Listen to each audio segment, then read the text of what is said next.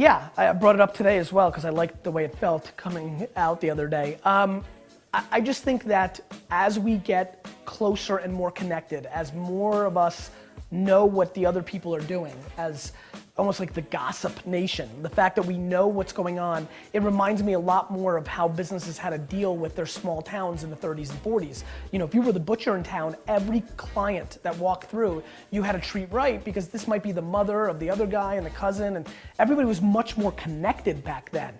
Then we had the suburbs and big box stores and everybody moved in different places.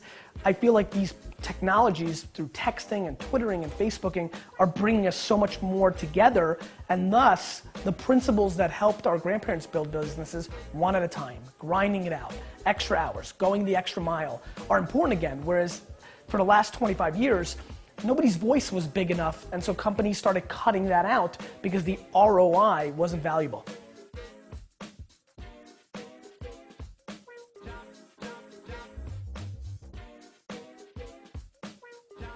I make the time. You know, I think that what I love about this is you get what you deserve, right? So like that lady that asked that question today who said she Facebooked and Twittered for an hour. Good, you're gonna get hour results.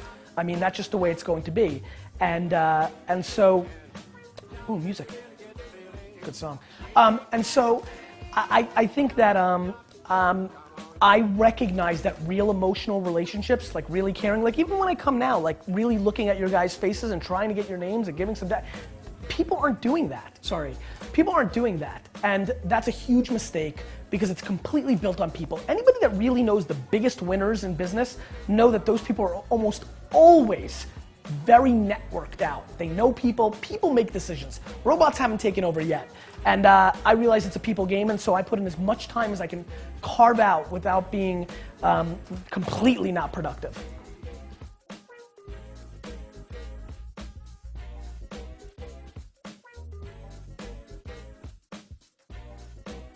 I would probably go with WordPress still today. I'm very bullish on Tumblr and invested in it. I think the ecosystem of reblogging, could you imagine if WordPress had reblogging, that every time you went to a WordPress blog, you had the ability to like pass it on with one button? I mean, when I started Wine Library TV, I would have gotten so much more press. So because of retweeting, I think Tumblr's got this crazy ecosystem, but it's not adapted enough. It's not deep enough, and there's not enough widgets and plugins.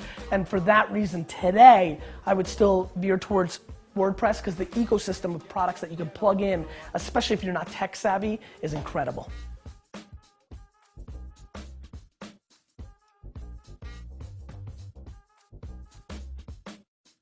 I'm gonna stop investing a little bit because I think I wanna buy a new apartment and New York City's expensive, but I had been investing seriously for the last year. Daily Booth, Simple Geo, Tumblr, Gawala, you know, bought equity in Twitter, and just a lot of other things. So I invested a lot in things that I thought were emerging. I'm very bullish on geolocation. I'm very bullish on virtual currency. That's probably the one space I'd still invest in. And so WakeMate, because I thought they had an amazing product, you know, help you sleeping. But almost always it's been the entrepreneur, Sticky Bits, because of Billy and Seth. And so it's almost always the entrepreneur, because I'm convinced that if I would have met Ev and he pitched me Odeo, I would have invested. And though we wouldn't have won there, I would have been around for the next opportunity, which would have been Twitter. And so I believe in people, which is a big theme of mine, obviously. And so if I think the entrepreneur has the chops and has the work ethic, and the idea makes sense, it's not like this basic idea where I feel like they're just reading blogs, like it came from a place, it's forward thinking, it's thinking about 2012, not 2009, I'm interested.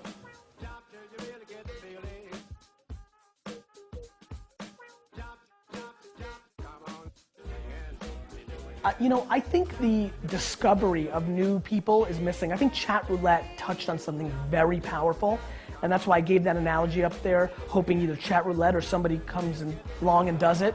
You put Facebook Connect behind chat roulette, I'd love the ability to go into a site right now and hit New York Jets as a tag or social media and literally be at a table with 3 people, like almost like a poker, like the poker sites, you know, and just riff.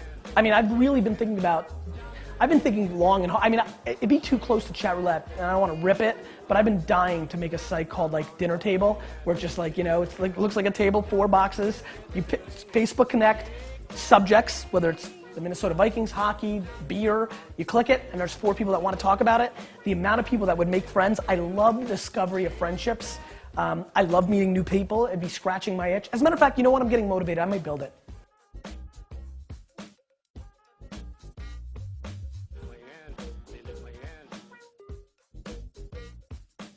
Yes, Jersey does have 2, though they're both named New York. So I hate the Bills with all my heart, right? Because they're a competitor to the Jets in the same division. I went to the Toronto Jets game this year. That just happened.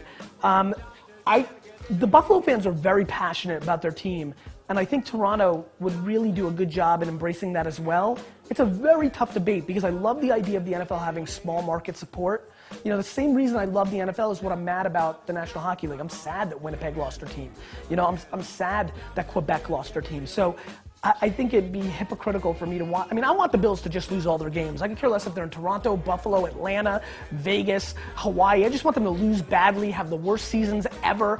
Everything bad happens for Buffalo Bills. That's what I say. But I'd be thrilled for Toronto to get a team because I think it's a great town. I'm a big fan.